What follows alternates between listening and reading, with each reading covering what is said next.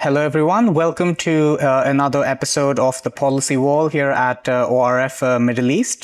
Today, I am joined by the founder of ENTROGX Ventures, Chada El Islam Benmahcene. Hi, Chada. Thank you for joining us today. Thank you for inviting me. Yeah, I appreciate it. Thank you. Why don't you just give us like a brief introduction of yourself and of ENTROGX Ventures for our audience? Absolutely, sure, with pleasure. So first of all, thank you again, Siddharth, for this amazing podcast that's actually you're leading here in ORF. And I'm pleased to introduce myself to the audience also today. My name is Chada El Islam Benmahcene. I am the CEO and founder of ENTROGX Ventures, which is a venture studio where actually we build and fund startups within the AI, the intersection actually of AI and energy and sustainability. So anything when it comes to basically energy tech, energy efficiency, and really where the layer of data and the layer of basically how we can get the AI really applied into that. This is basically where we're playing, we're building, we're funding, we're partnering as well, basically with a lot of other partners within that. I'm a computer scientist myself. I've been basically in the industry for around 12, 13 years now, working between corporates, Microsoft, to basically Halliburton, to GE and Baker Hughes, and then also between the startups. So I always had actually an incubator accelerator that has been running for more than 10 years as well, around African schemes. So it was basically based out in Algeria and Egypt. And now basically after this, I would say career within the entrepreneurship and the corporate layer, I've been basically focusing now on my own venture studio, which we want to hopefully really focus on getting the region, the Middle East and African region, into the realm of the energy, tech, and AI. Wow, thank you so much for that wonderful introduction. I mean, your experience like in the field seems very extensive, and I'm really looking forward to this conversation. Likewise, Siddharth. So for starting, let's go over like the UAE and its sustainability ambitions. It has introduced major policy initiatives like the UAE Net Zero 2050 Strategic Initiative. So from your perspective as a founder, what sort of government and public sector strategies or incentives beyond just like grants would be most impactful in accelerating AI adoption, particularly for sustainability solutions across like key sectors such as energy, construction, or transportation? This might sound a little bit actually counterintuitive or really basically something that might not be really into the eyes. But in my opinion, what actually really also enforces and accelerates the adoption of AI in such sectors is not just from the grants perspective, which you already actually mentioned, but then also from perspective of what taxes or fines actually really can oblige as well, actually the private sector as well to mandate, because it's about awareness and it's about education. And a lot of the time, if we keep basically those policies optional, then we're not really basically kind of like getting the people to really care about it. The UAE government has been doing immense work actually when it comes to that. And it's now the time for the private sector and the companies themselves to actually adopt this and to really be on the realm of sustainability and then take it. And that has been basically established. We've been a few months back in December or January. The UAE government as well actually has established a federal law or a decree law mandating by law that everyone who has actually beyond a certain threshold of CO2 emissions, they need to report this. And they need to report scope 1 and scope 2, otherwise they're going to be fined. I believe something like that will actually now accelerate the adoption of, okay, what kind of sustainability measures I need to take in here? Not only that, but how can I accelerate it?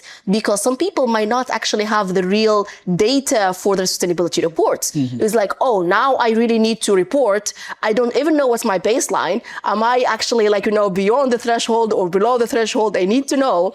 And that is something when you are in that dilemma as an executive, you really want technology to come and support you. Right. And this is where AI comes into play. Right. AI comes to actually solve those kind of problems where you want to accelerate the adoption of something towards the solution basically, or towards kind of like a certain, I would say, direction, which is here. We're talking about emission management. We're talking about sustainability adoption. We're talking about net zero and all of that. A lot of companies as well, again, in UAE, especially the multinationals, especially those who have actually headquarters in here, they have established and published their net zero strategy, which is something very forward looking, especially for UAE, especially here in the region, nowhere in the region actually where they started with that.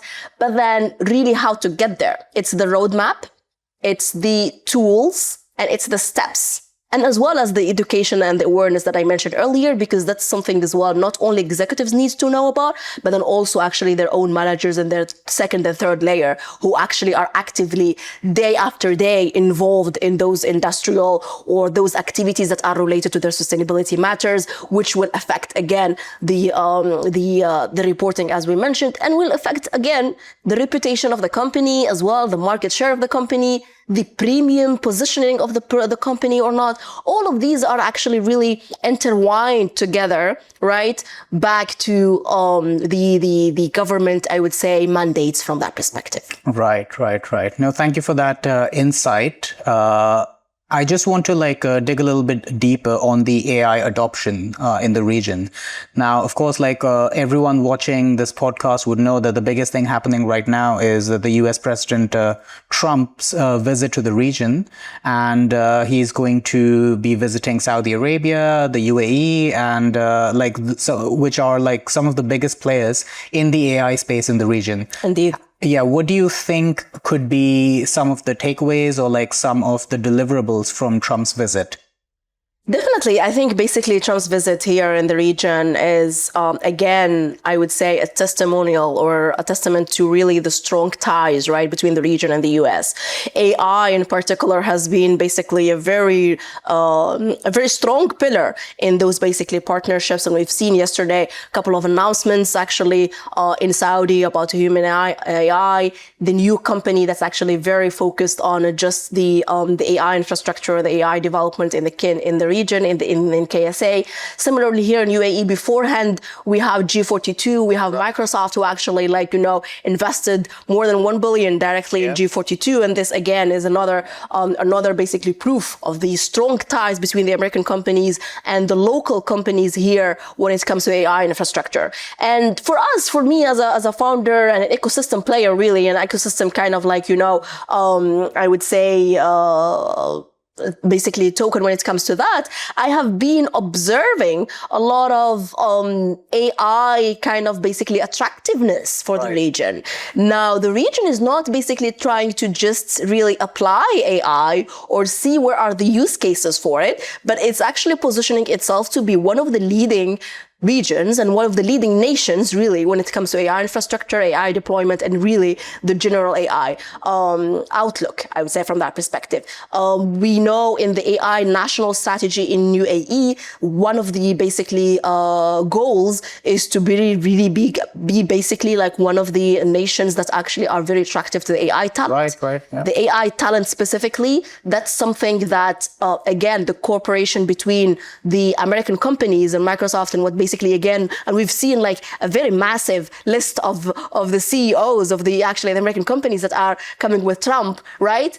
The talent specifically, we now have 2 big initiatives announced basically in both UAE and KSA just went up. 1 million AI talent trained in UAE, basically in cooperation with Microsoft and Google, and the same thing as well happening in Saudi in cooperation with IBM and with Microsoft as well. So 1 million in UAE, 1 million in Saudi, just when it comes to basically the training the AI talent by American companies. And here again, we're talking about the real collaboration that's lasting, right? Right. When you talk about training the local talent, you're talking about basically how can I make sure that the knowledge, the science, and the transfer of knowledge is really basically localized. Yeah. We're not talking just here about what can we do together for one project or two, but we're talking about really lasting, sustainable project. So I think the Trump's visit will only strengthen these kind of collaborations and partnerships. Yeah. And this is something that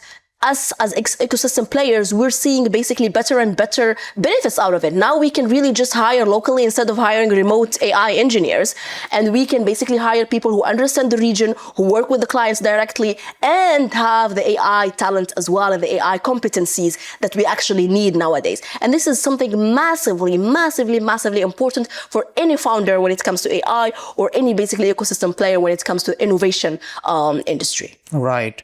No, thank you for that. And in fact, from your answer, like the point you brought up about talent, especially for AI development, is very well taken. And the next two questions, like I have, are sort of related to that, because two important factors in developing an AI infrastructure is one, talent, as you mentioned, and the other one is data availability. So, I mean, in the region, we have been seeing over recent years a push for open government data. And the Kingdom of Saudi Arabia has actually been doing quite well in the rankings for like managing and maintaining their open data portals. And of course, like as someone with a computer engineering background and an extensive amount of industry experience, you would know that effective AI solutions like rely on access to open and diverse data sets, potentially from government entities or also from private corporations. So what policy frameworks or initiatives around data sharing, standardization, interoperability do you believe are necessary in the region, particularly in the UAE, to really like unlock its AI potential? Absolutely. I think basically when it comes to here, you already touched onto a couple of points, actually, not just one in here. So I want to go through one of them, one by one. So basically touched on talent, infrastructure, data sharing, and basically protocols and what we can basically get into that. So those are like the 4 points. I think if we're talking about talent, we already spoke about that. We said basically like massive initiatives actually are coming here around the region when it comes to really preparing the economy and preparing the talent for the work of the future of work and the future of AI and so on, right? And then moving to infrastructure, I think infrastructure again is something basically where UAE and KSA is basically really leading when it comes to they're saying, hey, we will build here the data centers. Like we have the land, we have the capital, and we have the energy. Right. The energy, which is also something very important when it comes to building the infrastructure for AI, those chips and those basically NVIDIA chips that actually you would need for the high processing of AI models, you would not be able to run them if you don't have the necessary energy. Right. And that's exactly where, again, the region comes to a different positioning and comes to a very unique, I would say, positioning in the world where you have the supply of energy and you have as well the capital that would enable to build the right infrastructure and, again, sustainable infrastructure for this. And it's not something basically that just comes here and there. And obviously, when you build data centers, we're talking about the data, we're talking about storing the data and sharing the data, as you mentioned, right? And I believe, honestly, again, the national entities for each country, they are really basically working hard when it comes to, let's see what we can do around that. Either we're talking here about cloud infrastructure, and we've seen a lot of cloud providers like AWS and Google and Microsoft Azure as well, opening basically so many regional and regional hubs in here, which it was not there before. Basically, a few years before, we could not basically hear AWS or Azure having actually a region here. So now we've seen in Bahrain, in basically in KSA, in here in UAE, so many of them have actually local basically regions, available regions in their cloud infrastructure, right? And then from there, we're talking about data. Sadaya, for example, is also actually opening up their data sets just for that. They have a lot of APIs when it comes to this. This is something that we do need the governments to encourage and the government entities to basically be the one providing that. Why? Because again, the AI by nature, the AI model cannot do any work or cannot really have meaningful work if the data is not meaningful. It's all about the data. Is the data clean? Yeah. Is the data trusted, trustworthy? Is the data coming from the right source, right? Even if basically like, do I know how basically it has been maybe manipulated or not, transformed or not, augmented or not? Is it just basically a real data set as is, or this one is an augmented one? All of this, it's important that the government has basically some look into that that.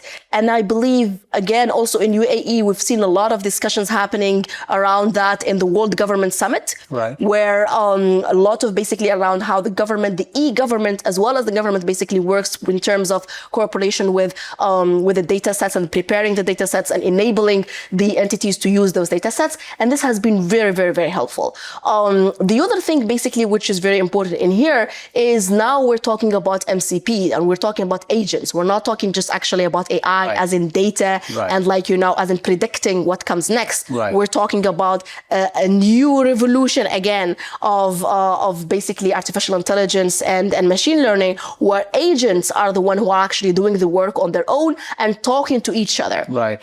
And when we're talking about this, we're talking about transfer of data between machines directly, not just basically between like, a program that was done by a human and another program that was done by a human, but between them themselves. And this type of agent protocols, there is something called MCP that was dropped now by Anthropic. And this is a protocol for the agents directly to talk with each other, right? And I believe that's something also where the government can actually support by providing this kind of basically openness, I would say, in terms of their data sets as well. For that, obviously, there would be basically some regulations and an aspect. A lot of people kind of like, call for more government regulations when it comes to AI, but then it's also, there should be a space for innovation when it comes to that. So I think, there is always, and it's known always that Europe kind of like, is the lead when it comes to the regulation. Exactly. When it comes to regulations with the AI Act and basically all of that, we know, maybe we're going to talk about it when it comes to ethics and all of that. But what I'm trying to say is that AI and basically the field is really going very fast. And with that fast kind of like evolution, we also need the data openness, and we need basically the policies to be really going with that same speed and with that same level. And now we're not only talking about data sharing, but we need to talk actually how is the regulations and the protocols would work with agents and with MCP now. Right. I think agents bring up a very important problem. It really highlights how the development of AI really outpaces policy development. And 100%. Yeah, and so in terms of that, if we're thinking about ethics and policies and regulatory frameworks, I think one of the, and I think this is an internationally recognized fact, that as quickly as technology evolves, responsible governance of that technology, especially with AI agents, which are autonomous agents working in the digital space, responsible governance also needs to evolve at pace. So as a founder and a technologist, how do you see this balance between regulation that is necessary to ensure that AI is being developed ethically and we're just not using this ethical language to greenwash all our problems, versus sort of fostering an environment that encourages innovation and growth for AI sustainability companies in the UAE landscape? I have been asked that same question in a G20 panel. Right. And it was basically about how can regulations really be between the innovation piece and then between really kind of making sure we're not really just kind of in a chaos world, right?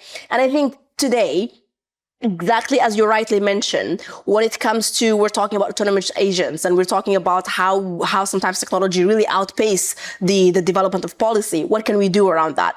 I believe that there should always be a place for innovation, and regulation does not stop innovation. I firmly believe in that. As a technologist myself, I am from the team who actually calls for more regulation, because it does not stop innovation.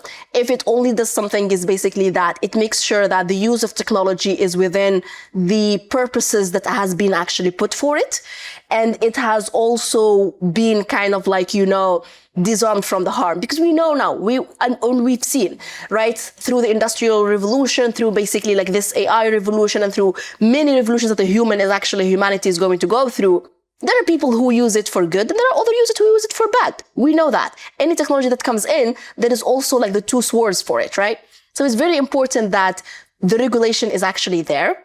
However, it's on the innovators and on the technologists to see how to actually navigate and use it within those frameworks. Right. It's not basically something that would cap their innovation, but it's for them or for the technologists and us and founders, and again, as basically ecosystem players, to push for innovation within those frameworks in the right direction, of course. So that's something that I firmly believe that regulation does not cap the innovation in any way. It's just something by basically that makes sure that, again, within a country, within a nation, we're having those basically, do's and do nots of what needs to happen and what not needs to happen. In UAE, for example, the AI ethics guide has been here for a few years now. It's not something basically that was done just yesterday, but it's been actually for a few years now. And I do encourage everyone to take a look into it. And I like it that actually from ethics perspective as well, as you mentioned earlier, is, for example, I'll give you an example. Here, there is something called understandability and inclusivity, basically, in terms of the values in that aspect, right? And what does this mean? Understandability is that any AI model that actually you create, it's important to understand why the AI did that. Right, the black box problem. There you go. There you go. And that's something technologists sometimes can and cannot actually, provide. So it's very important that you, as a technologist, you're aware of those policies. You're basically really pushing the boundaries within the technology itself to abide by those regulations, I would say, from that perspective. But it's never something to cap the innovation. We've been innovating basically for centuries, and those regulations have been there. As you mentioned, technology usually outpaces actually the policy development. So there's always space over there for innovation. But it's very important for regulations to be there, because that's the only way where we make sure that at least the good outpaces the bad. Right. I mean, you brought up like so many interesting points. I think this conversation like could go on for hours, but I know like both of us are like pressed for time. So I wanted to wrap up this conversation by this final question, actually following up from your previous answer about governance of technology. So, because like environmental and sustainability challenges are never like limited to like national geographies. They are like very much global in nature, as everyone knows. So from an AI and sustainability perspectives, how important do you think are international policy collaborations? Because I think in this previous year, we've seen some divergences between different jurisdictions, between the EU, the US, most prominently. But so in that context, how important do you think are these like international frameworks and standard setting efforts or agreements relating to like AI and sustainability for, let's say, your company's growth and for other companies like yours? And how do you see the UAE sort of like positioning itself in these like global discussions? That's a very important question. I will need actually more time for this one. You cannot maybe tell me. No, it's okay. Okay, great, amazing. So you're absolutely spot on, Siddharth. I mean, when it comes to climate and sustainability, as you mentioned, this is a global mandate. This is for everyone. Global North, Global South, EU, US, GCC, Africa, Asia. It's important for all of us. It's our planet. Yeah. We have only one planet, one Earth. We cannot basically get this wrong. Yeah, beggars can't be choosers. Exactly. Exactly. We're not going to basically take only GCC and put it in Mars, basically, or something like that. We cannot do that. So this is why it's very, very important that we come into an understanding that collaboration for climate change and basically for the sustainability is very, very important, because we cannot keep the Earth basically just going beyond the 1.5 degrees that actually where we've been talking about in every single COP, let me say. And this is again why we are, by the way, doing we're active in policy as my company in itself. And I have been, I'm also part of Yongo. This is the UNFCCC, basically youth delegation and youth out basically speaker for representation, basically from that perspective. And we've been saying throughout the years that when it comes to the climate and when it comes to sustainability, we need to understand the particularities of every region, but then we need to also collaborate. Again, it's very known that the global north and global south is not the same when it comes to the energy mix that they have, for example, as well as basically the ambitions where they want to be in terms of industrial kind of basically revolution and industrial thriving or economical thrive, for example, right? So we cannot impose right, a certain way of energy transition, for example, the same way Europe is going through it, we ask also Africa to go through it, for example. It just does not make sense. Right. Yes, again, I call for very strong collaboration, yet we need to actually collaborate, but there are different ways and different paths of how basically this is being done, given the particularities of every region, given the particularities of every economy, and then given also the resources of every economy. Again, this is why I'm talking about the energy mix here, and this is I'm talking basically around what can we do together that actually can be done. I'll give you a very good example where basically those kind of like policies have been really helping. Article 16, for example, when it comes to the carbon credit and carbon kind of like really offsetting carbon market and so on and so forth. This is something very important when you have basically one pricing that really helps across the globe, where you can offset and you can collaborate in basically a place where you have big forests in Africa, and then you have another basically company that is already mining or basically doing something when it comes to needed energy and affordable energy for them to go and to kind of like fuel the economical development. You are here really putting a real example of how collaboration comes into place and how collaboration on policy, you just kind of like, for example, unified the carbon credits, basically pricing and policy across the world. And here you're able to have actually cross-region collaboration for carbon offset. And that's what we want. We want carbon offset to be actually more and more, for example, right? Because again, we're saying that the energy mix is not the same for all countries. We're saying also the rate of development is not the same. The first world or basically countries, they're not the same as the third world countries. They're not the same as basically, again, global north and global south. They're not in the same journey, let me say, of economical thriving. And it's important to have that kind of collaboration. So this is a very good example that I always kind of like give. And we are actually in my company working on it. For example, we have a product that's very focused just on energy security, basically in Africa. What we do is basically that we provide technology in order to finance solar powers in Africa. And we offer that to basically carbon offset. Whoever wants to kind of like, buy those carbon credits afterwards using the international policies that actually govern that, they are able to support and basically get into this. I think we need more of that. Okay. We need more of that example. We need more of like what international policy we can put together, right, between different regions, different countries on the UN level, right, that would enable everyone to preserve their particularity, right? And in the same time, it's also preserving basically the energy transition that we're looking for to save the climate and to save the planet. Right. Thank you for that answer, Chada. I'm sure like not just this answer, but all of your like previous insights that you've given would be very, very helpful for everyone who's trying to engage with AI and also the energy. Absolutely. I think it's just one more point that I want to add. I think basically talking about AI as well, I think the region has a massive opportunity to position themselves in a certain area, in two areas, I believe, actually. One is when it comes to the AI infrastructure and how basically we can show that the energy mix can help actually with AI. Because again, the region is very rich in energy and is basically needed to fuel, again, the AI revolution in itself. So this is something basically where the region can definitely massively position itself when it comes to AI infrastructure. And the second thing is actually in the AI models themselves.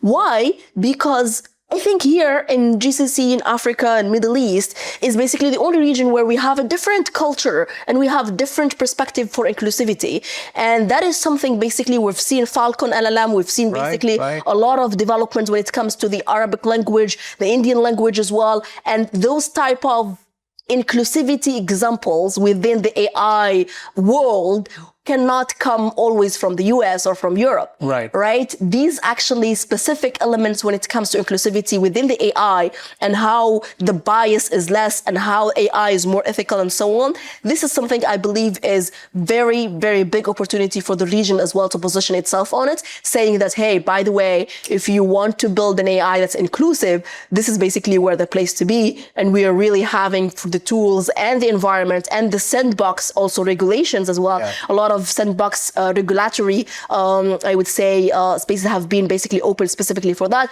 to test and experiment with all of those. I believe that's something definitely the region can actually thrive for. And the diversity that you mentioned in LLMs, I mean, that circles back to the previous question that we were talking about data sets. Because one of the biggest problems with LLMs and generative AI coming out of the US is that it's mostly trained on like data that is in the English language. So this is like this has been a persistent question ever since LLMs were first entered the mainstream over the past few years about sort of linguistic diversity. There you go. Because I mean, we're sort of like inching towards a future where like a lot of smaller languages, because they're not like so well represented on the internet, they would be erased from AI datasets. 100%. Right. 100%. And exactly as you mentioned, that's what I mean.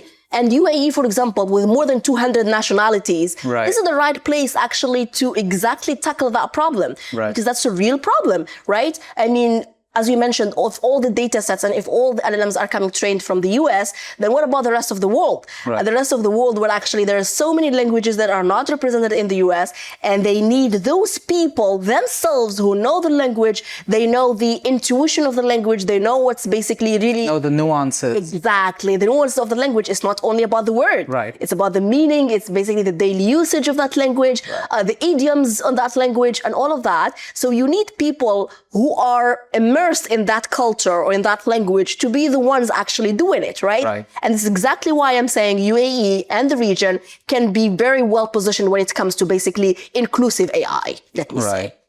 I mean, this is just like so amazing. We were supposed to stop like 10 minutes ago, but then this is such like an interesting conversation that we can like go on and on for hours. Absolutely, my pleasure. But thank you, Chada, so much for joining us today. This has been like a wonderful conversation. Likewise. And I mean, hopefully we would have many more opportunities to host you again.